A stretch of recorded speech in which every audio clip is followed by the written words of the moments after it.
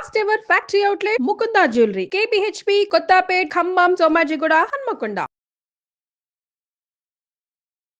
నమస్తే రమగారు. నమస్తే జయ. రమగారు, మనం తలచిన కార్యాలు వెంటనే జరగాలంటే ఏం చేయాలి? నాకు కామెంట్స్లో వచ్చిన ప్రశ్న అనమాట ఇది. చాలామంది అడుగుతున్నారండి, మేము ఏదైనా ఒక పని అనుకుంటున్నాం, అది వెంటనే జరగాలంటే ఏం చేయాలి? రమగారితో చెప్పించండి. ఏం చెప్తారు? ఏమైనా పూజలు చేయాలా, లేకపోతే ఇంకేమైనా చేయాలా? ఇలాంటి ప్రశ్నలు చాలా ఉన్నాయండి. అంటే కాదు జయ, ఏవో తంత్రాలు, ఫలానా తంత్రం, ఈ తంత్రం చేస్తే మనం అనుకున్న పని అనుకున్నట్టు అయిపోతుంది, ఇలాంటివి మనకి చాలా చోట్ల కనపడతాయి. మీరు అనుకున్న పని అయిపోవాలంటే ఇది చదువుకోండి, ఈ రావి చెట్టుకి పాలు పోయండి, వేప చెట్టుకి నీళ్లు పోయండి, అది చేయండి, వాకిట్లో పాలు చుక్కలు పోయండి. వీటన్నిటిని నేను కాదంటల్లా, అవేవో జరుగుతాయేమో, అవి చూసి నేను కూడా ఏదైనా విచిత్రమైన చెప్పేస్తానేమో అనుకుంటారు. ఇప్పుడు నాకు కూడా అలాగే తలచిన పనులు ఉంటాయి, నేను కూడా అనుకుంటా. నేనేం చేస్తానో చెప్తా. థ్యాంక్స్ రమగారు, చెప్పేసేయండి. నేనేం చేస్తాను, ముందు పాజిబిలిటీ ఆలోచిస్తా. అసలు ఇది అవుతుందా? అవ్వనంత ట్రికీగా ఉండే వ్యవహారాన్ని నేను పెట్టుకోను. ఏదైనా ఒకటి చెయ్యాలి. ఇప్పుడు నేను నేర్చుకోవాలి అనుకున్నాను అనుకో, ఒక శ్లోకం, స్తోత్రం 30 శ్లోకాలు ఉన్నాయి అందులో, గడగడ చదివితే రాదు. ఒక్కో శ్లోకము నేర్చుకుంటా. రోజుకు 2 శ్లోకాలు పెట్టుకుని ఆ 2 తరో అయ్యి తర్వాత 3, 4లోకి వెళ్తా. ఏదైనా ఒక పని, ఏదైనా ఒక బజార్ వెళ్ళటం, ఓ ఊరు వెళ్ళటం, ఒకటి కొనుక్కోవటం, ఎవరితోటైనా ఒక విషయం గురించి మాట్లాడటం, ఓ పెళ్లి సంబంధం కదపటం, ఓ బిజినెస్గా స్టార్ట్ చేసుకోవటం, ఇలాంటివి ఏదైనా మొదట పాజిబిలిటీ, అసలు ఎంతవరకు సాధ్యం అనేది ఇది అవుతుందా అని. ఎప్పుడైనా మన తలచిన పనిలో మనం తలుస్తామో అందులో ఇంకా వేరే పీపుల్ ఇన్వాల్వ్ అయి ఉన్నారా అనేది చూడాలి మొదట. ఇప్పుడు నేనే బజార్ వెళ్ళటం అనుకో, నేను ఒకదాన్ని కాళ్ళు చేతులు ఆడిస్తే వెళ్ళిపోతా. నేనే నేర్చుకోవడం అయితే నేనే కాళ్ళు చేతులు నోరో ఆడిస్తే చేసేస్తా.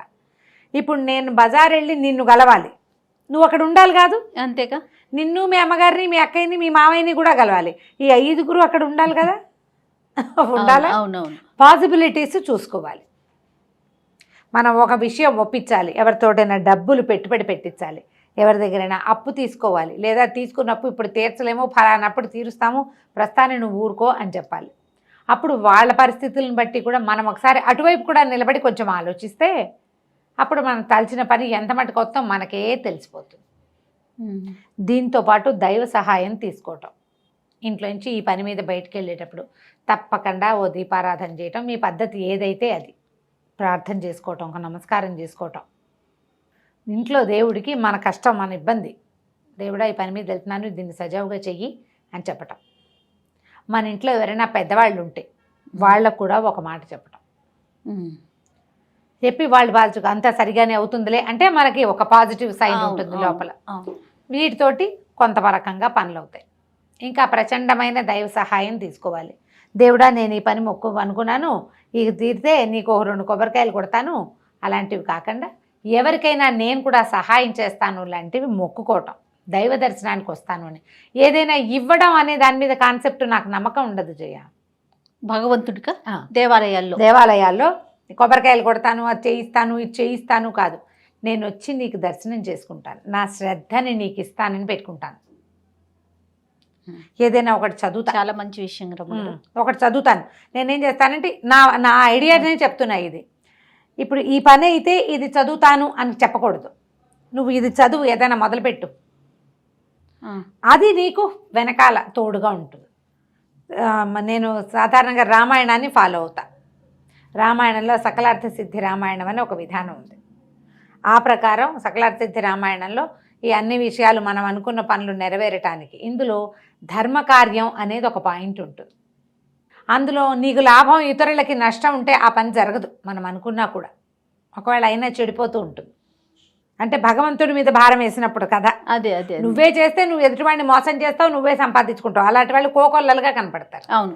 బట్ ఇలాంటి వ్యవహారంలో మనం దేవుణ్ణి కనుక మన వ్యవహారంలోకి లాగితే ఒక ధర్మబద్ధమైనది, దానివల్ల ఇతరులకి నష్టం కానీ, బాధ కానీ, కష్టం కానీ కలగనిది, నీ ప్రాస్పరిటీ, నీ పిల్లల అభివృద్ధి, నీ వ్యాపార అభివృద్ధి, నీకే విద్యాభివృద్ధి, నీకే మనశ్శాంతి, చిత్తశాంతి. పిల్లలకి ఏవో హ్యాబిట్స్ ఉన్నాయి, భర్తలకి ఏవో హ్యాబిట్స్ ఉన్నాయి, వ్యాపారం కలిసి రావట్లేదు, డబ్బులు కలిసి రావట్లేదు. ఆల్రెడీ నీ దగ్గర కోట్లుంటే ఇంకా కోటాను కోట్లు రావాలంటే కాదు సుమి. అలా కాదు. ఇలా మన సమస్యల్లో ఉన్నప్పుడు దేవుడా నా చేయి పట్టుకో, నాతో ఉండు, నాకు సహాయం చేయి, నా వెన్నుదన్నుగా ఉండు నువ్వు అని భగవంతుడిని ప్రార్థించే విధానాల్లో రామాయణం లాంటి గ్రంథాలు చదువుకోవటం, రోజు రామాయణం చదవటం, అది మనకి అన్ని కార్యాల్లోనూ హెల్ప్ చేస్తుంది. రామాయణం ఒక విపరీతమైన పాజిటివిటీ ఉన్నటువంటి గ్రంథం. ఆ పాజిటివ్ థింగ్ని మీతో పాటు ఉంచుకోండి. ఓకే. లేదా భగవద్గీత చదవండి. భగవద్గీతలో కూడా కొన్ని ప్రత్యేక శ్లోకాలు ఉన్నాయి కదా. అనన్యాశ్చింతయంతో మాం ఏ జనా పర్యుపాసతే తేషాం నిత్యాభియుక్తానాం యోగక్షేమం వహామ్యహం. ఇది చదవండి. పరిత్రాణాయ సాధూనాం వినాశాయ చ దుష్కృతాం ధర్మ సంస్థాపనార్థాయ సంభవామి యుగే యుగే. ధర్మం కోసం భగవంతుడు పుడతాను, ప్రతి యుగంలోనూ పుడతానన్నాడు. నమ్మితే అతను మీ వెనకాల ఉంటాడు అంతే. ఓవేళ పని అవ్వకపోతే దేవుణ్ణి తిట్టద్దు, ప్రయత్నాన్ని తిట్టుకోండి, ప్రయత్నాన్ని సరిచేయండి. ప్రయత్న లోపాన్ని గుర్తించుకోవాలి. మనం సరిగా చేయలా, ఎక్కడో సరిగా చేసాం, మనం తప్పు చేసాం, లేదా ఎదుటివాడు పాజిటివ్గా లేడు, వాడు పాజిటివ్గా ఉండాలని కోరుకోవటం మొదలు పెట్టండి. మీరు ఏం జరిగినా మనం మంచిగా అనుకో. ఇవాళకి ఆగింది, ఓకే, రేపు జరుగుతుందేమో. నువ్వు భగవంతుడి మీద విశ్వాసం ఉంటే పనులు అవుతాయి, మీ మీద మీకు విశ్వాసం ఉంటే పనులు అవుతాయి. మీరు ఎంత పాజిటివ్గా ఉంటే అంత పాజిటివ్గా పని అవుతుంది. ఓకే. ఏది ఎంత ట్రై చేసినా అవ్వట్లేదు, అది మనది కాదు, ఇది మనది కాదని మానేయండి, కొత్తది మొదలు పెట్టండి, హాయిగా ఉంటుంది. ఇప్పుడు ఇందులో చూడు, నెగిటివిటీకి తావు లేదు, నిరాశకి తావు లేదు, మీకు కుంగుబాటు రాదు, మీ ప్రెషర్ మీ వాతావరణం మీద పడదు, హాయిగా ఉంటుంది. నేనైతే ఖచ్చితంగా దీన్ని ఫాలో అవుతాను జయ.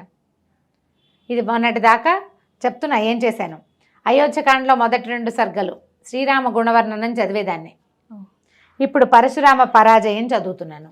ఓకే. ఓ 30 రోజులు, ఓ 40 రోజులు అలా పెట్టుకుంటాను నేను. అది అయిపోయింది, ఇది స్టార్ట్ చేస్తా. బాగుంది. చేస్తూనే ఉంటాం, అది నడుస్తూ ఉంటుంది. తర్వాత దీంతో పాటు నాకు పాజిటివ్గా అనిపించేది ఏంటంటే పంచాయుధ స్తోత్రం అనే ఒక స్తోత్రం. విష్ణువుకి సంబంధించింది. ఇది అన్ని పనులు అని కాదు, ఏదో పని మీద వెళ్తున్నాము, ఏదో ఇబ్బంది వచ్చింది, పిల్లలు ఎక్కడైనా ఇరుక్కున్నారు రాలేదు, మనవాళ్లే ఎక్కడైనా ఉండిపోయారు రాలేదు, వాళ్ళకి అక్కడ పని ఒక బాధపడుతున్నారు. అలాంటప్పుడు మనకి సహాయం కోసం పంచాయత స్తోత్రాన్ని తీసుకోవచ్చు, చాలా సహాయం చేస్తుంది. అది ఎట్లా చేయాలంటే ఊరికే ఒకసారి కాకుండా 5 times 5 సార్లు విష్ణువు యొక్క 5 ఆయుధాలకి సంబంధించిన స్తోత్రం. శంఖం, చక్రం, గద, ఖడ్గము, ధనస్సు, ఈ 5 ఆయుధాలు ఉంటాయి ఆయనకి. శంఖచక్రాలు పట్టుకుంటాడు, మనకు కనపడుతుంటాడు. గద నిలబెట్టినట్టుగా సత్యనారాయణ స్వామి పటాల్లో కనిపిస్తుంది కదా. అవునండి. ఖడ్గము నందకం అనే ఖడ్గము, శార్ంగం అనే ధనస్సు, కౌమోదకి గద పేరు. శంఖచక్రాలేమో సుదర్శనము, పాంచజన్యము కదా. అవును. నందకము, శార్ంగము, కౌమోదకి. నందకం ఖడ్గం, శార్ంగం అనేది ధనుసు, ఈ కౌమోదకి అనేది గద. శార్ంగాయుధపాణి అని కనపడుతుంటాడు విష్ణుమూర్తి పేరు, ఆ శార్ంగం ఇదన్నమాట. ఓకే. దీన్ని కూడా మనం సహాయకారిగా చేసుకోవచ్చు. ఇప్పుడు ఇదేంటంటే ఎలా అంటే నీకు కావలసినప్పుడు చేయడం కాదు, ఇది నీ నిత్యానుష్ఠానంలో ఉండాలి. అవును. రోజు చదువుతావు, నీకు ఏదైనా ఇబ్బంది వస్తే చదువుతావు. ఇది ఇంకా ఎప్పుడెప్పుడు వాడచ్చో చెప్తాను నేను. మనం ఏదైనా ఒక పని కోసం వెళ్ళేటప్పుడు, ప్రయాణంలో, ఏదైనా యాత్రకు వెళ్ళేటప్పుడు, దేవాలయ దర్శనానికి వెళ్ళేటప్పుడు, హాస్పిటల్స్కి వెళ్ళేటప్పుడు, అనారోగ్యంగా ఉన్నప్పుడు, పిల్లలకి ఏదైనా యాక్సిడెంట్ అయ్యి ప్రమాదంగా ఉన్నప్పుడు, ఎవరికి యాక్సిడెంట్ అయినా తర్వాత పిల్లలకి దిష్టి తగిలి పిల్లలు తెగ ఏడ్చేస్తుంటారు, నిద్రలో ఏడుస్తారు. అవును. అలాంటప్పుడు ఈ స్తోత్రాన్ని చదువుకుంటే చాలా ఫలితం కనిపిస్తుంది. విష్ణు సహస్రనామంలో లాంటిదే ఇది కూడా. 5 శ్లోకాలు పెద్దవి, తర్వాత ఫలశ్రుతి. ఇవి చదవటం వల్ల మనకి ఏ ప్రయోజనం లభిస్తుందో చెప్పే ఒక 4 శ్లోకాలు, మొత్తం ఆల్ టుగెదర్ 9 శ్లోకాలు. నేను ఇది చదువుతా. ఇది రోజు చదివే అలవాటు. ఏదైనా ఇట్లా సమస్యగా ఉంది, రాత్రులు నిద్ర పట్టలేదు, ఏదో గాభరాగా ఉంది, పిల్లాడు ఏడుస్తాడు, ఎవరి పిల్లాడైనా, నా పిల్లాడు నీ పిల్లాడు తేడాలి, ఎవరి పిల్లాడైనా ఏడుస్తాడు, పిల్లాడిని దగ్గర కూర్చోబెట్టుకుని అది చదివితే మెల్లిగా వాడు సెట్ అయిపోతాడు. ఇలాంటి ఏవైనా అలవాటు చేసుకుంటే మనం తలచిన పనులు అవుతాయి. మీరు ఏవి దైవ సహాయాలు తీసుకోరు, మీకు వద్దు, లేకపోతే అప్పుడు మీ మీదే మీరు నమ్మకం పెట్టుకోండి. నేను ముందే చెప్పాక పాజిటివ్గా ఉండండి. మొత్తం చుట్టూత పరిస్థితులన్నీ మనకు అనుకూలమయ్యేదాకా వెయిట్ చేయండి. అనుకూలం చేయడానికి ప్రయత్నం చేయండి. తలచిన పనులు అయిపోతాయి ఆటోమేటిక్గా. ట్రై చేయాలి కదా, ఖచ్చితంగా ప్రయత్నం అయితే ఉండాలి కదండి. ప్రయత్నం ఉండాలి కదా. దీంతోపాటు ఇంకొకటి నాకు రెగ్యులర్ ప్రాక్టీస్ ఇంకో శ్లోకం చెప్తాను. ఎక్కడికి వెళ్తున్నా సరే రాత్రి పడుకునేటప్పుడు కూడా ఆపదామ భర్తారం దాతారం సర్వసంపదాం లోకాభిరామం శ్రీరామం భూయో భూయో నమామిహం. పదే పదే రాముడికి నమస్కరిస్తే ఆయన మన ప్రాబ్లమ్స్ని సెట్ చేస్తాడు. కనీసం నీకు ఒక తాత్కాలిక ఉపశమనాన్నైనా ఇస్తాడు. నువ్వు ఎంత నమ్ముతావో నీకు అంత కుదురుతుంది. ఓకే. ఇదేంటంటే దూరంగా ఎక్కడో మిణుకుమంటున్నటువంటి జ్యోతిని చూసి అక్కడ ఒక వెచ్చదనం ఉందన్న నమ్మకంతో పనిచేయటం. దానికోసం నడుచుకుంటూ వెళ్ళిపోతాం మనం. అక్కడ వెలుగు ఉందని.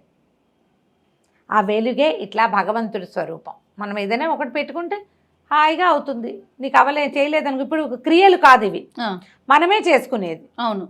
ఫలానా చెట్టు ఫలానా ఆకు పువ్వు ఏమీ లేదు. నీ నోరు నీ బుద్ధి. నువ్వే చదువుకుంటావు. పిల్లలకి నేర్పించండి, హాయిగా ఉంటుంది. నాన్న చదువుకో, రోజువారీ చదువుకుంటూ ఉండు. చదివితే ఉపయోగం ఉందా లేదా అని ఆలోచించకుండా అలవాటు చేసుకుంటే ఖచ్చితంగా ఆ శ్లోకాల వల్ల ఉపయోగం ఉంటుంది మనకి. తప్పకుండా రమ్మగారు. నమస్తే. నమస్తే.